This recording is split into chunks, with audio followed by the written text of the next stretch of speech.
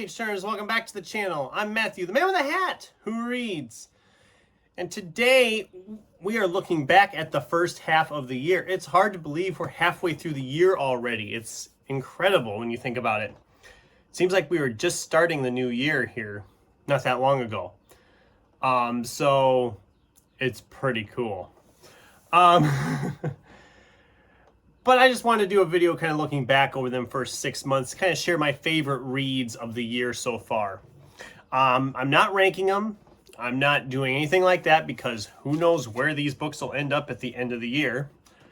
I just took out 5 books that I wanted to kind of talk about again, as kind of call them like my favorites of the year so far, my top 5 of the year, even though they're not ranked. I'm essentially going to talk about them in the order I read them.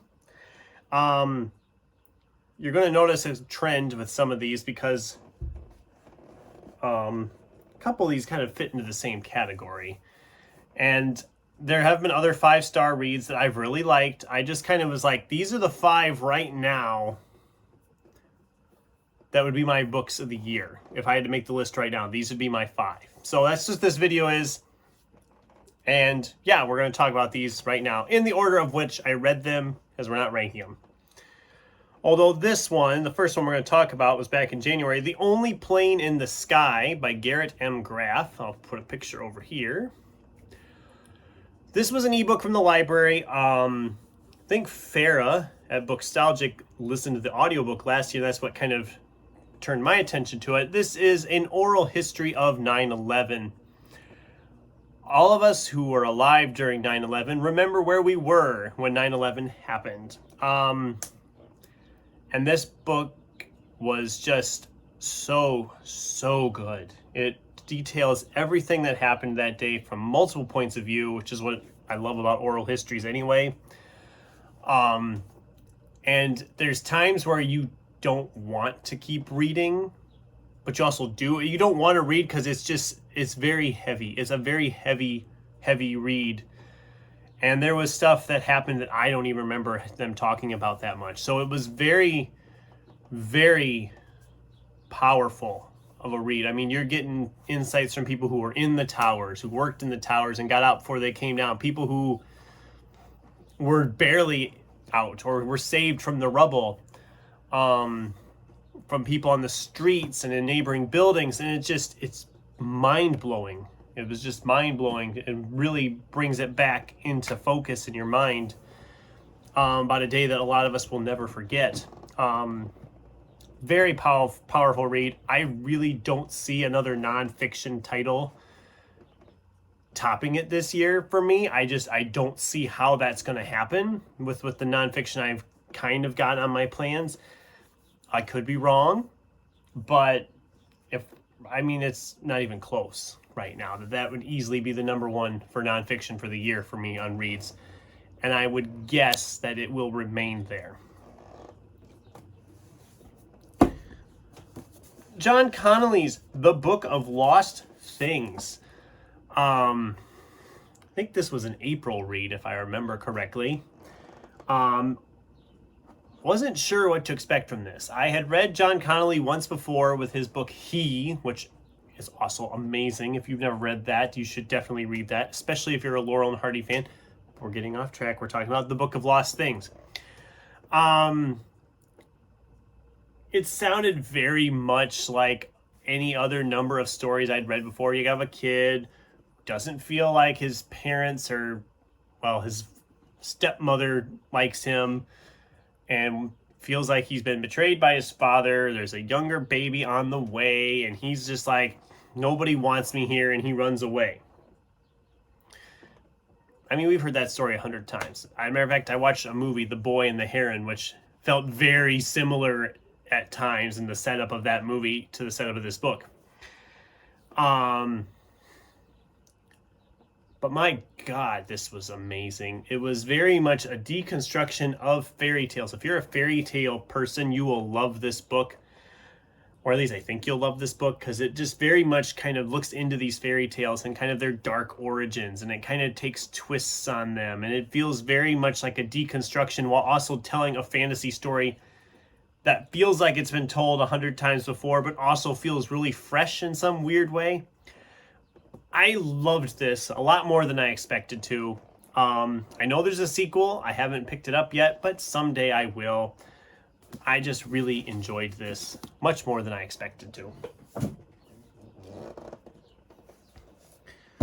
All right, this next one had a lot of hype going in. Everybody in BookTube who has read this book has had nothing to say but positive things about it. And when I found it at my local antique mall thrift store type deal, I picked it up, an old first edition hardcover copy of Boy's Life. This was $4 on the shelf in this place I was in. And the reason I picked it up is because everybody was raving about it. And then I kept seeing people raving about it. And I thought, there's no way this is going to live up to all the hype that I keep hearing about this book. And oh my God, it does. It feels so much. I mean, it's a coming of age story. It's also a mystery story. It has some horror elements. It has some fantasy elements. It has even a couple of sci-fi elements. It has just about everything. And you're like, all these different genres kind of getting thrown into a pot. There's no way it's going to work. And by golly, it works. I absolutely adored this. It very much felt similar in a way to Dandelion Wine, which you know I loved last year. And I absolutely adored this book so much. And I didn't expect to at all. So yeah, if you've been one of those who've been sitting on the sidelines hearing all the hype about Boy's Life, it's not just hype. It's legit. It's all true what they say, how great it is. It is fantastic. That was in May, and then I followed it up in May with another book that BookTube has raved about from multiple channels, how great it is.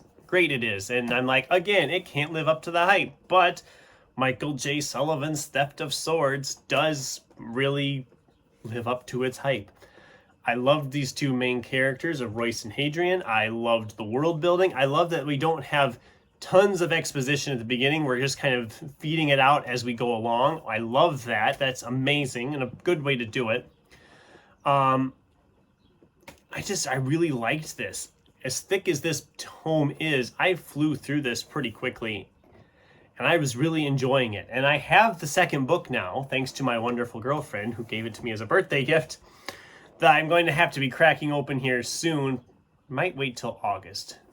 My July is pretty booked up. But maybe by August I can pick up the second volume and get that one underway as well, because I am very much excited to go back with these characters. Loved this. Again, everybody's right. I've seen multiple channels raving about this series and how great it is. They're right. I shouldn't have waited as long as I did, but I'm here now. All right, last one to talk about today. This is the most recent one. I read this in June, and I did a review for it, and I'll be talking about it later this week when I do my June wrap-up. But this is Andy Davidson's The Boatman's Daughter. Again, this was a recommendation from a channel. Kevin at Kevin's Novel Advice talked about how much he enjoyed this, and I was like, oh, it sounds interesting. And then when I found it cheap enough, I thought I'll pick it up. And I absolutely loved this. It was very much a gothic, dark story. Like a good chunk of this, you're thinking that nobody's going to have like a happy ending. The way this story is progressing, it feels very dark, very real. The setting feels very just lived in. The setting alone is a character all to itself, because the setting is just phenomenal. It's the best way I can sum it up is it's like Where the Crawdads Sing if they were more dark fantasy elements involved, some horror elements involved, because it has that similar setting in the marshes and stuff. I absolutely adored this, and Andy Davidson is an author now that I'm very curious to read more of. I actually have another book by him that came in, it'll be in my upcoming book haul, which that book haul is going to be huge. There's a lot of books I got in the last couple months have been really good to the book collection and not so good to the wallet, but that's another story for another day. So there you have it. Those are like my top 5 books in the order I read them this year so far. Um, I'll be honest, if you'd have told me on a couple of these they'd be in my top 5 at this point, I'd have thought you were crazy. I never would have guessed Boatman's Daughter, Book of Lost Things. I never would have predicted those in there. Those just kind of surprised. And I'm very excited because I have a lot of books planned. I've been planning out my reading for the next couple months, and a lot of them are ones I'm very excited to get to. And when I'm excited, that usually tells me I'm going to have a good time. And I have a feeling I'm going to get a lot more 5-star reads as this second half of the year progresses. And it will make the building of that top 10 list in 6 months a lot more difficult. Anyways, what did you guys think? Am I crazy on any of these? Am I just overhyping them or jumping on the hype train? Have you read any of these? What is like your top read of the year so far? I'd love to hear from you in the comments down below. Thanks for watching, and until next time, keep turning pages.